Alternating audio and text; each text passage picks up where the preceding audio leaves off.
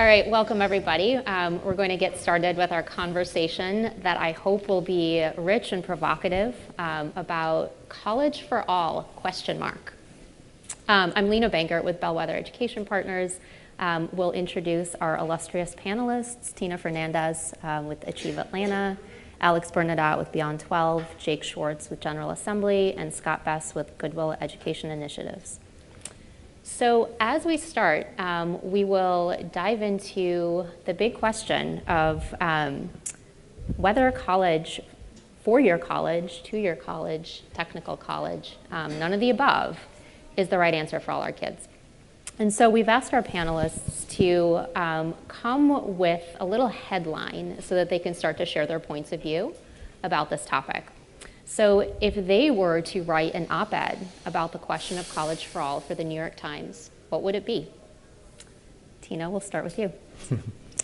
So my headline would be, low-income Latina woman earns her college degree and breaks her family's generational poverty forever.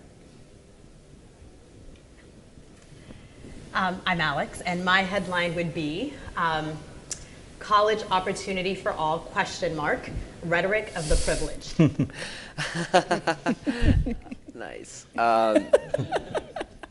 My headline would be signifier and signified, what the hell is college anyway? Yeah. So, wow, I have to follow that. So mine would be not college for all, ? College for me, with a question mark, so it's a very personal thing. We're really focused on punctuation. I used to be an editor, so Okay. So you know I'm going to have to come back and ask all of you to explain what exactly you mean by that. So flesh out the editorial. Sure. We'll talk about more, and you can tell our positions, I think, pretty clearly from our headlines. But I do think that one thing about the question for college for all, my perspective really is about low-income, first-generation kids, and mostly kids of color.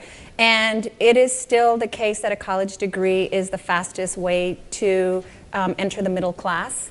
And we are falling very short from our goals of making sure that low-income students of color have access to college education. And so that is really, what the story would be about. And the research that shows that one way that people in America are able to climb the social ladder, get out of poverty, is through a college degree. And so I think for that reason, when we're talking about low-income populations, college is still very much a worthwhile goal.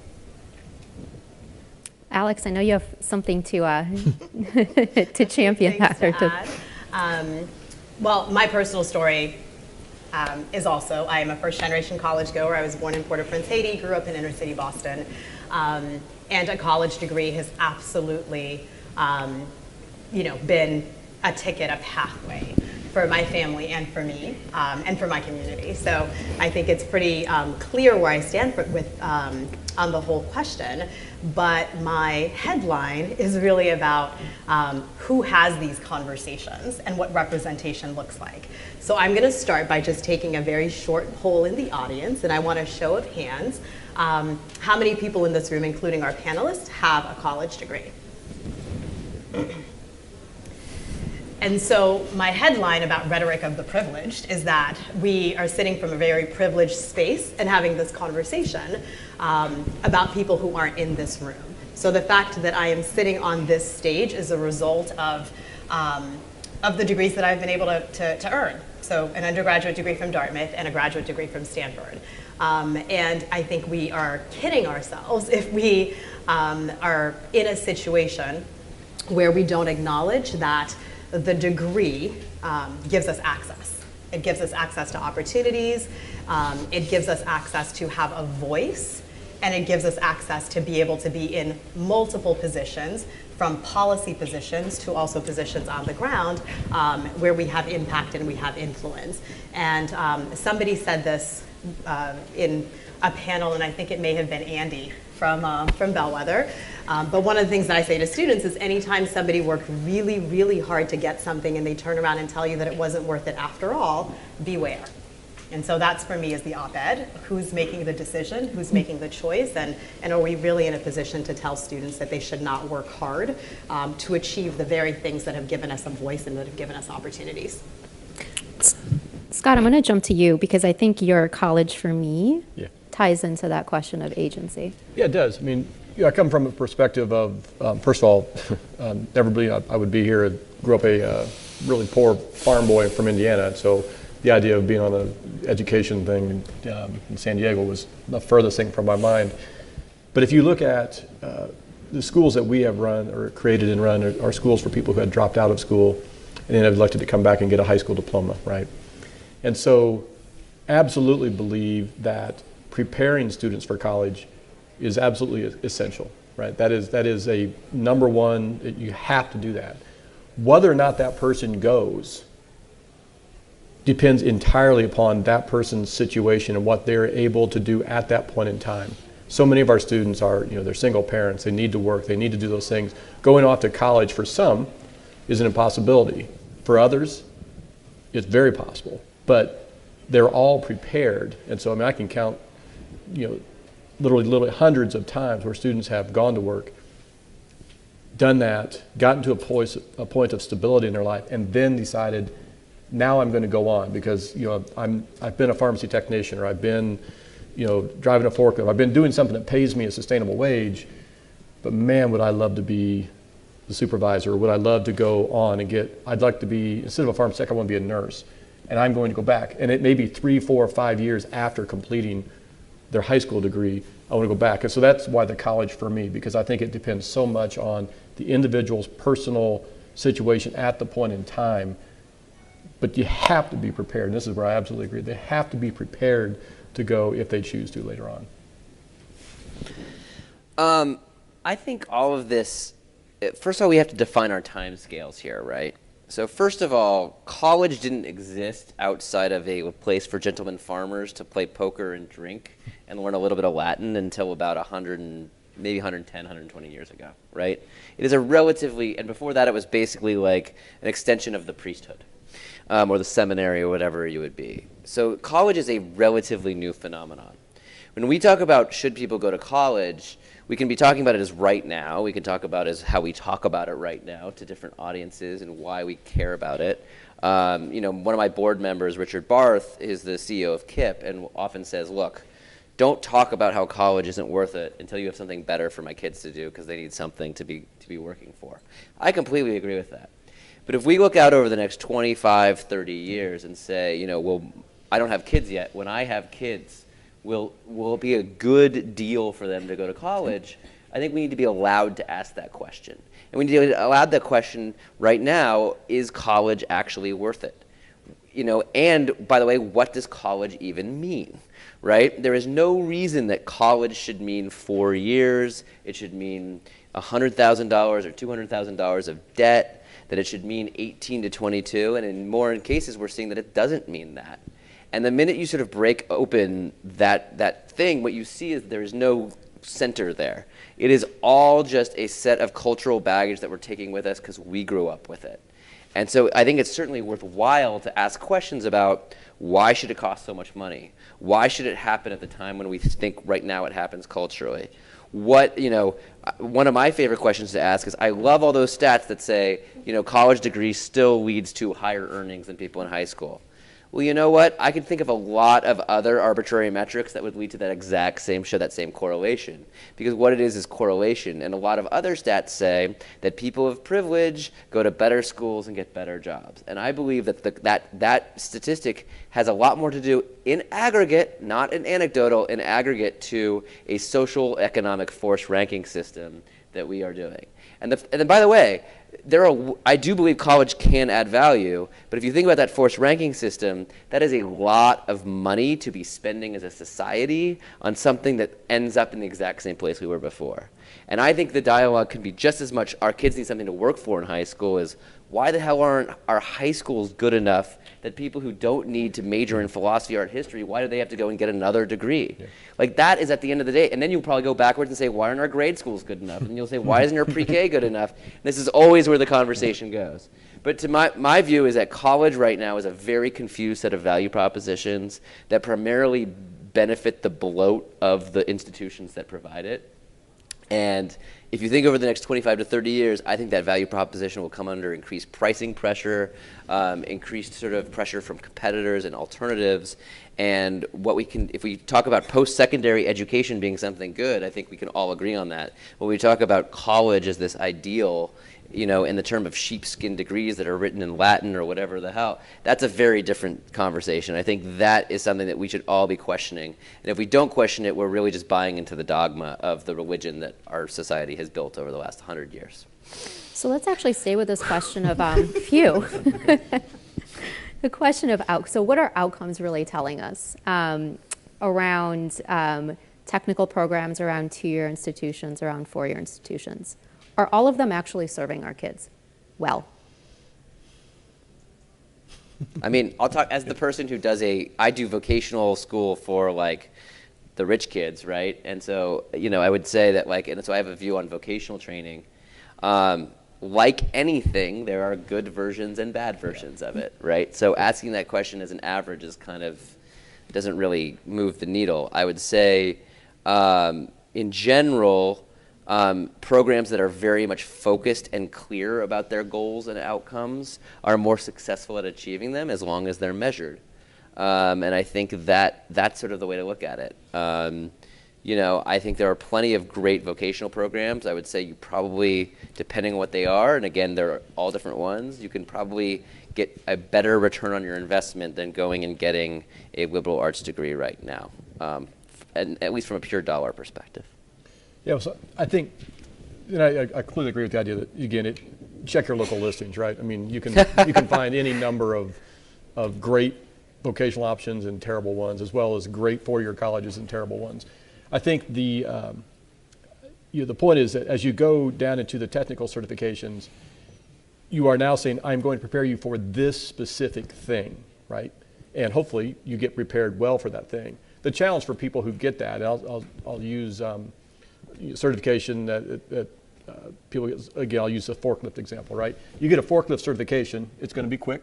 You're going to get it. You're going to be able to find work. Again, check your local listings on your industry in there, but you're going to get work. What happens after the 3rd or 4th year driving that forklift and you go, man, this sucks, right? I love boxes, but if I never see one again, I'm good. And I think it goes back to then that preparation that they had, the general preparation of, if you want to jump out of that and go do something else, are you prepared to go do that, right? So if I want to go back and get an associate's degree, if I want to get a 4-year degree, if I want to go get a different certification, does my general education prepare me to go be successful at that, or am I tracked into that very specific thing and I can't jump out of that? I think frankly, the crime that I see in some of the vocational schools, and again, not to generalize for-profit and non-profit, but some of them are taking advantage of people. They're racking up the same kind of debt that Jake was talking about earlier, and they are in no way prepared to do anything outside of that very specific piece. And, oh, by the way, no one else is going to recognize any of the work that they did to get that certification, and they got to start over, right? Those are the problems that I see out there that are a real challenge for that. So I think that's, again, you have to look at the quality across the board, but it is the ability to get that specific piece, but be prepared to do the general. Again, you know, there's lots of philosophy majors out there who are running major corporations or doing other things that are doing well. This comes from the guy I have one daughter who's a biomedical engineer and another daughter who was an art major, right? Go figure. So that, you have to look at that and say they both had values at both degrees. One path is harder than the other path in terms of getting to an end. So I think that's where you have to look at it. Well, and some of this is being addressed by policy at the state level. So my organization is in Atlanta, Georgia, and we work with Atlanta Public Schools to get kids to graduate from post-secondary. And one of the things that's happened in Atlanta and in Georgia is that the technical college system has worked with the university system in Georgia to create what are called stackable credits. So that if a student, and a technical path, so when I say college for all, I actually have a very broad view of that. I think a 4-year path is really great, but for some of our students, a 2-year and a technical degree is also very valuable and a good place to start. But what the state of Georgia has done is work together so that if a student starts with a technical certificate, those credits can transfer to either a community college or to a four-year college, so that the forklift certification then is already credits towards the next certification when that student is ready to go on. So I do think that there are a lot of variations, but at a policy level, there are ways that we can create pathways for students. So Alex, I want to come to you and ask you, where do you think society is on the question of college for all, and if we're even set up for it structurally? So when we first started talking about the panel, and we started talking about this question of college for all, I didn't want to be the contrarian that got us to go back to even the question. But one of the big questions that I have, and a lot of the dialogue now, is that we as a society need to move away from the concept of college for all. And my big fundamental question is, when have we ever had the concept of college for all? As you just talked about very eloquently, our colleges and our high schools, for that matter, were never set up for all students. We have never been at a point in our society where we have aligned our resources, we've aligned funding, we've aligned incentives behind the notion that every single student deserves the opportunity to follow even our current construct of a four-year education. And so for me, when we talk about moving away from this concept, my response is, let's move to that concept. Let's really get ourselves as a society behind this concept that every single student deserves the opportunity to pursue, and I'll even be controversial, a four-year traditional college path. That's not necessarily what I believe, but I think that's the implication, right? That we're moving away from college for all. But let's try that. And if after we've aligned our resources, we can say that that doesn't work, then I'm open and I'm willing to say, absolutely, let's break up this concept of college for all. But I don't even think and it's not that I don't think, we have never, as a society, really done anything but pay lip service to this concept that all of our kids deserve the kind of quality education that will lead them potentially to the outcomes. Aspirational though they may be, that a college degree affords them. And so when I think about just where are we as a society, that's what I keep coming back to, that we pay lip service to this concept, but we're not there. And so I would be in favor of helping to move us as a society to this concept, evaluating what outcomes are, particularly for the students that we serve, low income, first generation, underrepresented minorities, and then see whether that actually is not a concept that leads them to the outcomes that we want for them, which is ultimately about having a high quality degree that allows them to break the cycles of generational poverty from which many come. Such a huge mountain to climb. Where would you start? Do you want me to answer that? Please, go ahead. I would love that. I would love to answer that question. But I mean, yes, we are always going to go back to this notion that, and it's the finger pointing, right? And so that our high schools aren't preparing our students, and then our high schools can, go back to the fact that our middle schools aren't preparing our students for success, and we can go back to elementary until we get to the womb, and we, start thinking about the cradle to career pathway. But I mean, even before we get to higher education, there is a fundamental problem with the way that our schools are serving our students. And it's not that we don't know what works in all of our societies. We can point to these high quality education models that are actually getting the kinds of outcomes that we want for students. And so it's the challenge is that we don't have the ideas, right? And we know what works. We know what works even for our underperforming students. But can we be aligned around what it means to have a high quality seat in our low income communities? What does it mean to have high quality seats? What does it mean to have high quality instruction? What does it mean to have a high performing school that operates in the same way as the high performing schools are who are in our wealthier societies? So I am in favor of we've been reforming around the edges, and we've been tinkering, as one of my professors says, towards utopia. So let's stop tinkering. And I think we haven't even realized the promise of some of the innovation that we've done on K-12, right? That we're still replicating the same old models. We've replaced chalkboards with whiteboards and with smart boards, but education fundamentally looks the exact same today as it has, in spite of all of our reform efforts. And it so actually looks the same as it did 100 years ago. Exactly, right? And so I think a good place to start is, if we're talking about innovation, we're here, can we create truly innovative models that breaks up what we know about K-12 education, and that starts really looking at how do we create high quality seats in some of our most under-resourced neighborhoods. Well, and at the post-secondary level, we are seeing innovations that are actually moving the needle pretty dramatically and pretty quickly. So one example, and again, I'm talking about my state, but Georgia State University has actually dramatically increased the number of first generation and students of color that it's graduating, and they're here at this conference, they're speaking at multiple events. And what they have done is they've used predictive analytics. And so they figured out what markers flag when a student is at risk of dropping out or even at risk of failing a class.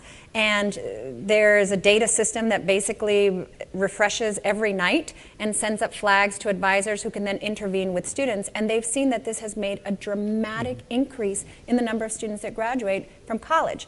And so there are innovations that can happen within post-secondary education as well.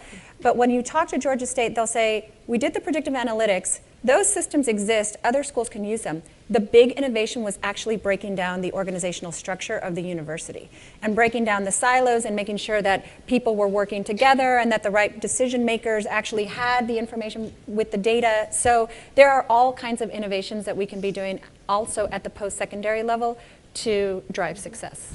But I think we really, here's the problem. If you think there, and I have no doubt that's going to work and it's great, but like what happens after they graduate from college? Mm-hmm. The whole point of this post-secondary thing, at least the sales pitch, is go to college and you'll be set for life. You're going to join this club, you're going to be part of whatever middle class that is shrinking every year, right? Like, and I think at the end of the day, we have to work backwards from the goal. And so if we believe, does every human being that grows up in our society have the right to a meaningful work experience in their life? I think we would all say yes to that. What will those work experiences look like? What percentage of those work experiences require 4 years of liberal arts training? What require 2 years? What do they require, right? And then there's this whole other thing of, do we value liberal arts for its economic value or for some other citizenship value? What does that mean? And then who's going to pay for it all? Right? These are the questions that drive this conversation, and I think, yes, like there is tons of stuff we could do to get more people completing college. My bigger concern is it's kind of like there are tons of interventions we can do in the healthcare system to save people who are dying. Some of them are going to be too expensive to do at scale. And the problem is in healthcare, we really hate that question because it makes us uncomfortable, because it's like, oh, the next thing, you go from there straight to death panels, right? At least if you're Sarah Palin. But like in education, it's the same thing, is that yes, we could build a machine, an assembly line that gives everybody the 4-year and all that stuff. My only question is where does that assembly line end, and is there a job for them at the end that is meaningful and worth it, where they can actually pay back their debt, right? Or where they can actually rationalize the opportunity cost of 4 years or whatever outside of the workforce. And I think that is like the harder question, because it involves a certain necessary amount of social stratification that makes us incredibly uncomfortable. And I think actually this is one of the reasons why the privileged people right now can say maybe college wasn't worth it, is because it's safe for them to say it, right? And they may actually, and for them, it's like this weird inversion. And it will be led with those people saying, and what I'm concerned about is if let's say everybody decides, you know what, I don't really need to go to college anymore. I'm going to go to college in my late 20s, or I'm going to figure it out. And what would be the worst tragedy is if the economy sort of moves past that, but we've engineered all of this stuff to help all of our less privileged kids to go on this assembly line that actually puts them in a prison of sort of debt or time, time constriction, when everybody else is doing something else entirely. And I think we have to be very aware of where the economy is going and what we're going to do to set people up for like lifetime of success. Can I ask you? Please. Sorry, Lina. Go ahead. I know where you're going. Do you know where I'm going? Okay. So I think so lots of we're set up to disagree, and Great. and I No, have that's lots of fun. things Let's to do it. Let's disagree. No. But I think the general question that I have for you, right, is that the stratification, right? So in this world that you are, I don't know, creating, and you're giving us a vision of, right? So how does the stratification happen? Who does the deciding? To your question about these sort of like where the jobs are going to be, right? And so you've, admitted that this is creating, General Assembly is sort of the, vocational education for privileged students, right? And so even in that construct, right, like help me see a vision of the world, right, around this stratification and who gets to decide. Well, I think this is the core anxiety which leads us to not talk about it. I don't know who decides. I think it's actually a messed up thing. If this was like 1970s USSR, it would be some central body deciding you're going to go here, you're going to be tracked into this, you're going to be tracked into this. I think we in this country believe in some sort of free will, free choice element, which means that the students will be choosing where they go and where they go. And the only shame is when people who are otherwise in a position to have opportunity and talent to pursue that do not have the ability to pursue that because of their socioeconomic position in the world. And I think our goal needs to be to make sure that we are accommodating for that mobility, but not forcing a certain kind of what is the word I'm looking for here? We're not forcing a square peg into a round hole because it actually hurts everybody. I mean, in a lot of ways, the for-profit post-secondaries, when they started, their mission was college for all because community colleges did not have enough capacity to actually serve these people. They had a noble mission. University of Phoenix, when it started, he was this radical innovator who was trying to really help working adults get their degrees. It was this incredible thing. And what happened is, and so the point is that was a grand experiment of increasing our capacity as fast as we could to get more people degrees. And I think we all now in conventional wisdom have gone back and said, wow, that was really great for the for-profit post-secondaries and really bad for everybody else.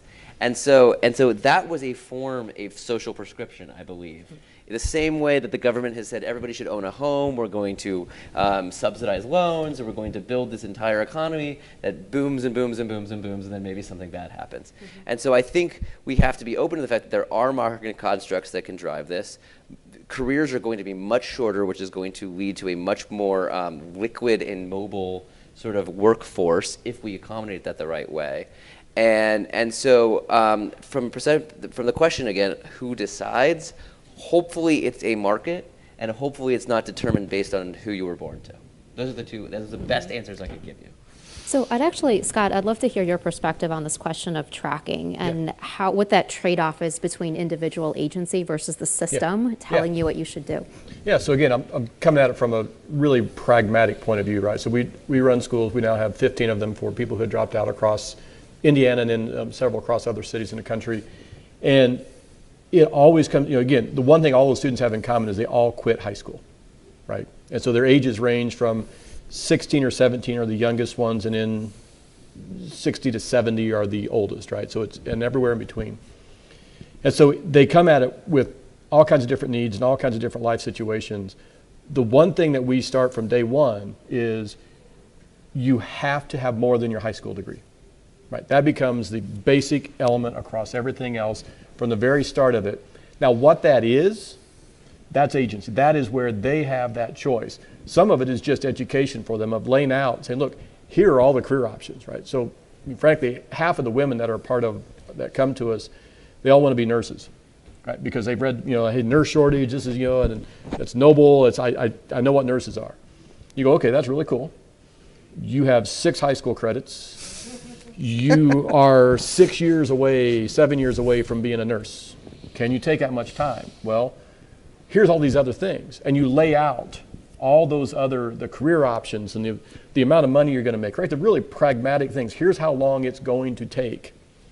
Because every person's situation is different, and they need to pick the path that is the best for them, that most matches their interest and their passion.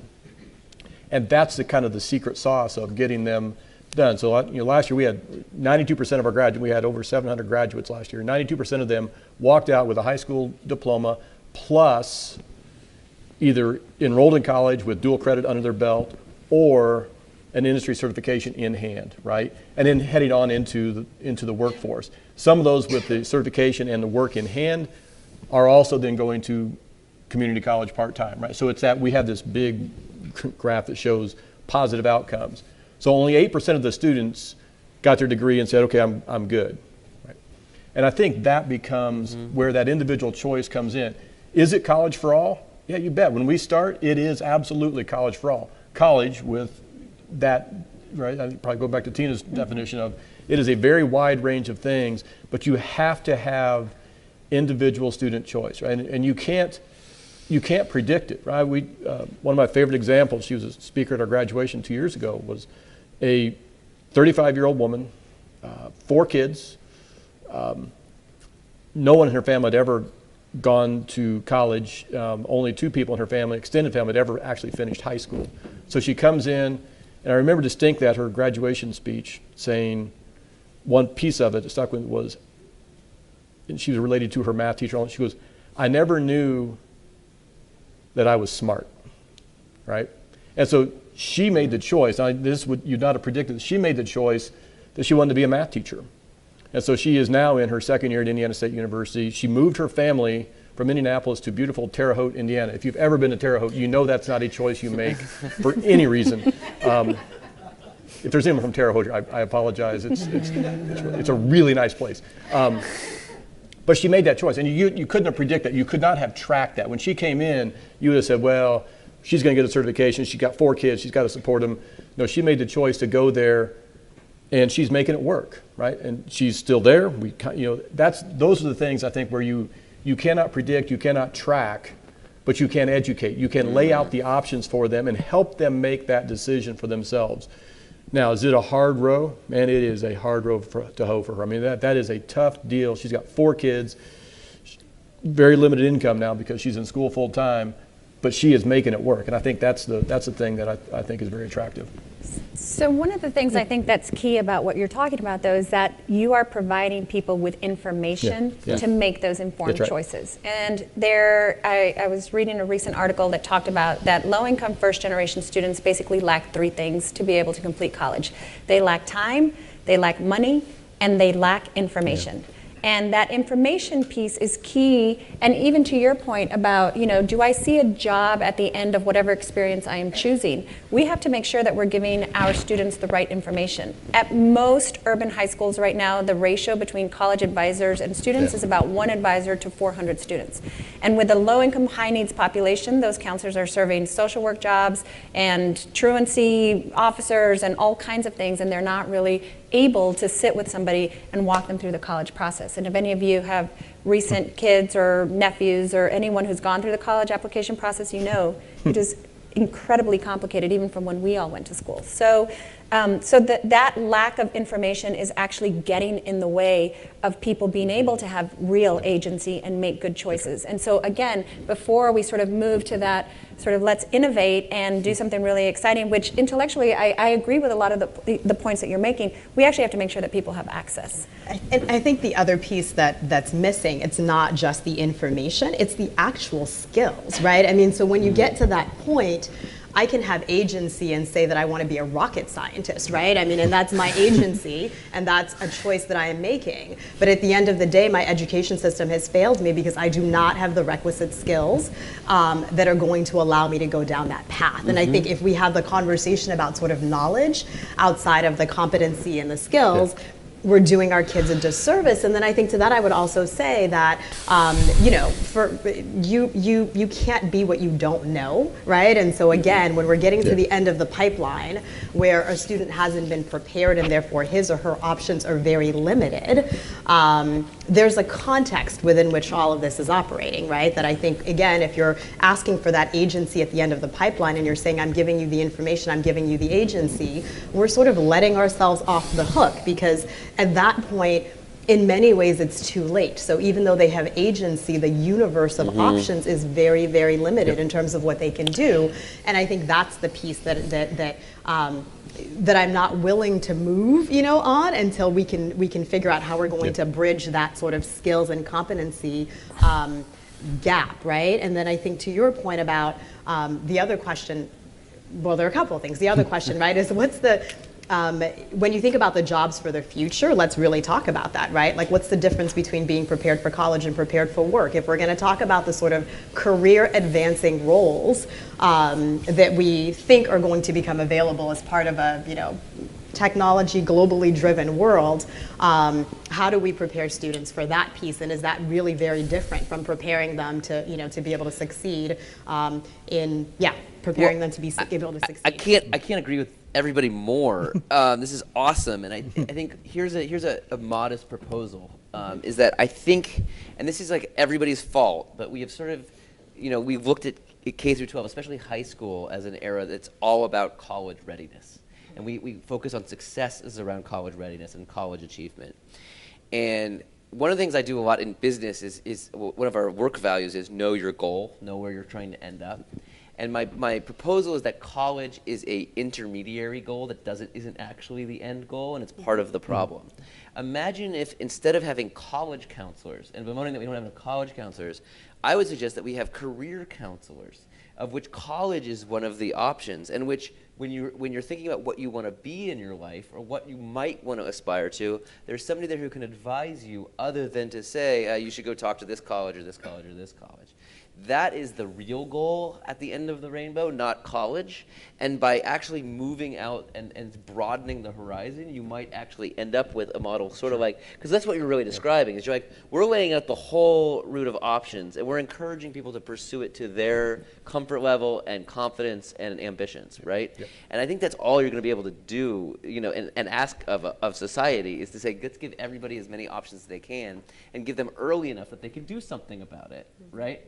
And I think in some ways, that's what high school could do to actually make college a much more relevant decision for people who want to go down that route.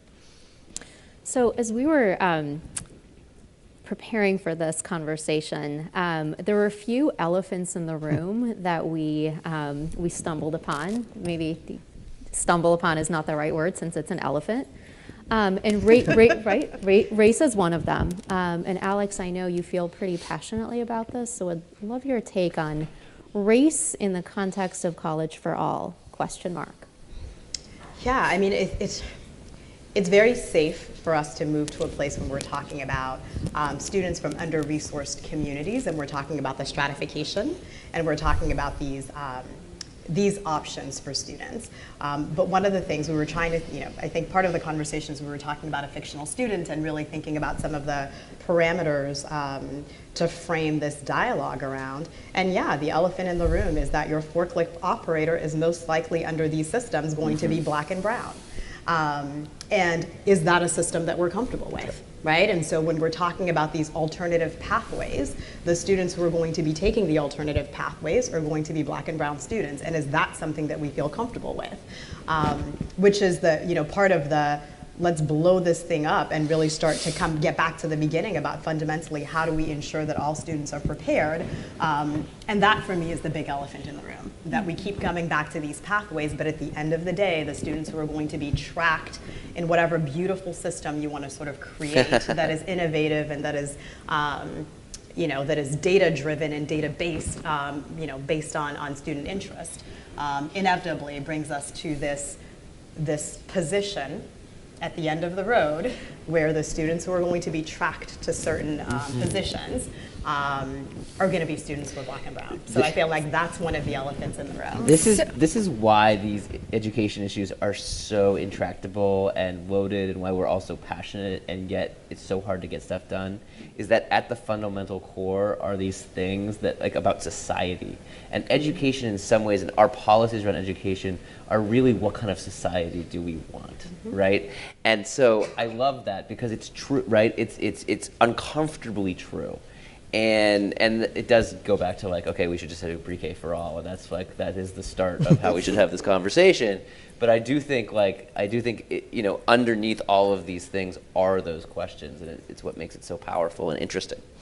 So one thing I'll say, because I totally agree with everything that you said, but I'll actually even take it a step further and say that for a lot of our Black and brown kids who do go to a four-year institution, they often go to quite frankly, subpar Yeah. universities Yeah. that don't serve them well, where they don't come out really with the skills that they need to be successful in the workplace. And when we're talking about this stratified world, if we're really being serious, where somebody who's making a hiring decision sees the college that they've been to and says, nope, not this one. So I think that, to your point, these are really interwoven systemic issues that play out across the entire spectrum. And so we can't have these conversations without talking about race. And I think one thing for me is that when we talk about innovations, we need to make sure that when we're talking about innovations in systems, that we're actually putting our marginalized people at the forefront about how they will participate in whatever innovation we talk about. One thing I just want to say about this, because I was just at this learning summit in Stanford, and it was all the elite colleges getting together to talk about innovation. And right, it was pretty funny. And one point I actually made, and I think this is actually important because I see this a lot in our sector, and when states and governors get so excited about online, is there's this sense of like the governor's agendas right now at the higher ed level, and I'm guessing it goes all the way down, is to cut budgets, to decrease costs.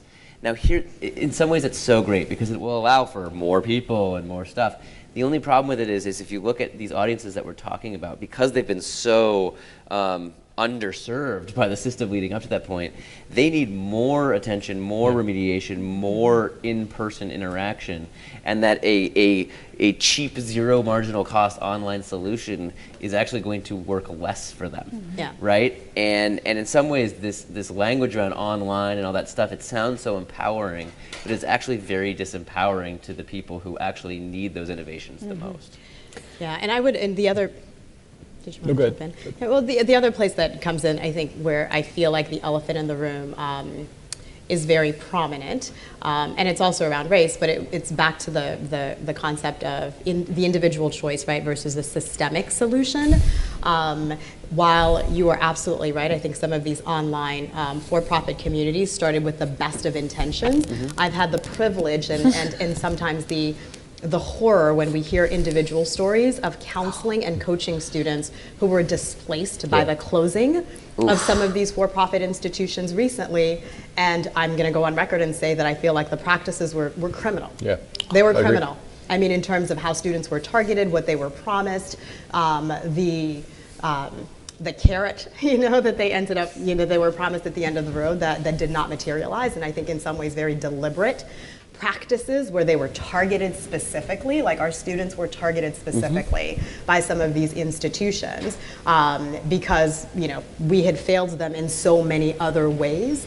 And so again, I think I come back to these are the elephants in the room, right? When we're talking about innovation and when we're talking about experimentation and we're talking about just profitability, that there has to be a system that understands that it is very easy to target, right? And how do we put in the protective layers that are going to prevent us from having this kind of pariah-like system that develops with the best of intentions, but at the end of the day ends up hurting our. By the way, it's our not students. just for-profits. Yeah. I just want to say Absolutely. that institutions of all Absolutely. types, tax status does not make you somehow immune I from absolutely those agree. kind of exploitative I practices. absolutely agree. Okay. So in our last few minutes, I want to come back to this idea of preparation, plain and simple. How do we prepare our kids to be successful regardless of which pathway we choose? So what can we do differently as a society and as leaders in the education field to do that? So what are the top couple of things on your wish list? Tina, I'll start with you. Sure. I mean, I think, so the K-12 is a given, and there's, lots of people talking about innovations in K-12. One of the things we're hearing from workforce development boards and also from industry in Atlanta is that even when students have a post-secondary certificate or when they have a college degree, they actually don't have the social, emotional, non-cognitive skills to be able to be successful in a workplace. Everything from not knowing how to use a communal kitchen to not being able to get to school to work on time, et cetera. So I actually think there's some very promising work around social and emotional learning that's happening, and I think that if our schools can, at the same time that they're working on the cognitive skills, really invest in the SEL learning, I think that could pay big returns. Yeah. I think, again, preparation, right? The idea that there are so few students, and again, particularly black and brown. I mean, I think if you look at that across the country, and it's not ability, it is what they have experienced through the systems of any kind that you want to have. And I think that, so again, a lot of that, it's education policy, and this is preaching to the choir, and I'm not even going to go into all that, but I think you have to start with the premise that everybody is going to be prepared, and we're going to do whatever it takes to get there. And I think that, while that sounds like, well, that's clearly obvious, that is not the reality that exists across our country in the schools. And you look at the way they're staffed, if you look at the way that they are grouped together, if you look at the way, I live somewhat in the charter sector, and there are charter schools who absolutely are open enrollment, but they cream because they have very specific enrollment practices that only people who have knowledge and patience and time can satisfy, right? And so it doesn't matter. This isn't about traditional schools are bad and charter schools are good. This is, I was a 16-year traditional public school board member, and I also run charter schools, which meant I sat by myself at the state school board association meeting. But it is coming back to that layer of stair-stepping up that makes sure that, again, similar, everybody is reading by, second grade, third grade, and it's the ability to do that. It supports underneath that for, in Indiana, we just put into place one of the most restrictive abortion laws in the planet, but with absolutely no supports for those moms who have a child with a disability now and have to raise that child and work with it, right? So you look at that and say, that is at a policy level, we've decided something there that, I'm very uncomfortable with, no matter what your views on that might be, but it is, if you're going to do one, you have to do the other. And I think we have chosen, sometimes at a policy level, to do what's politically expedient, but not what's hard from it, whether it's a funding standpoint or a policy standpoint. So you see, I can get pretty passionate about this part of it, but it is that there is opportunity for all. Because so many of our students at the schools I'm with now dropped out, and they didn't drop out because they were dumb or because they all had reasons, and so many of it was literally just, it was easy for me not to go anymore. No one noticed. And I think when you look at that, and it doesn't have anything to do with the size of the school, right? You could generalize, but it is the fact that they just were there and then they weren't, and no one noticed or cared, and they just went away. And those are the people, there's a complete subculture like that exists out there. And it's the same thing with people who choose not to go on someplace. No one cares that they don't go on to a college or certificate. I think that's where we have to invest in those things. Tina brought up the ratios of counselors to students. Ours is 50-1, right, of career counselors.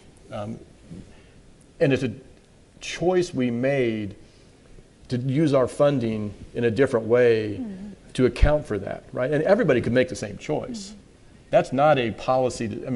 That's just how you choose to spend the money you get. I think that's something you have to kind of fundamentally look at and go, I'm going to have someone that's connected to every single student, and they're not going to just disappear. They're not going to walk out the door. They're not going to make a choice without being fully informed. And that comes down to how you decide as a high school, whether it's an administrator, a district, or a charter school, or private school, again, whatever, how you choose to spend the money you get.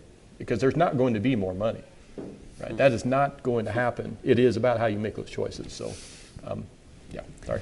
We've got 1 minute, so Alex and Jake, in 30 seconds or less, what's on your wish list? Okay. We need to work on both sides of the system. So I think there is a lot of innovation happening in higher ed. I think that from a policy perspective, the current Department of Education was on the right track when they were thinking about coming up with scorecards to really allow consumers to make a very informed ROI-based decision about the value of college, and recognizing the fact that not all colleges are created equally, and therefore not all degrees are created equally. So I think that the innovation that's happening on higher ed needs to continue to happen. And we still need to continue on the innovation and the reforms that are happening in K-12. That's all I have time to say. Awesome. Yeah, totally. Look, I'm in a very small sliver of higher ed, and I have lots of wish lists there. I think I'm going to say something. This is more about college and higher ed, which is that I wish employers would take a more active role and recognize the costs that they are incurring without being aware of them, and take some of those costs, reduce them, and then devote that money towards improving not just their own standing, but the standing of the communities that they live in. Meaning that they spend a lot on talent acquisition, they spend a lot on employee churn and non-productivity and all sorts of things. And if they could spend that instead on education to employment, it would unleash tons of money. It would save the government a lot of money, it would save the students a lot of money, and they would be spending the same, if not less money. And that is actually, like, I think that would be my wish list. It's something I'm also pursuing, so it's my agenda. Thank you, everyone. Thanks for going there. Yep.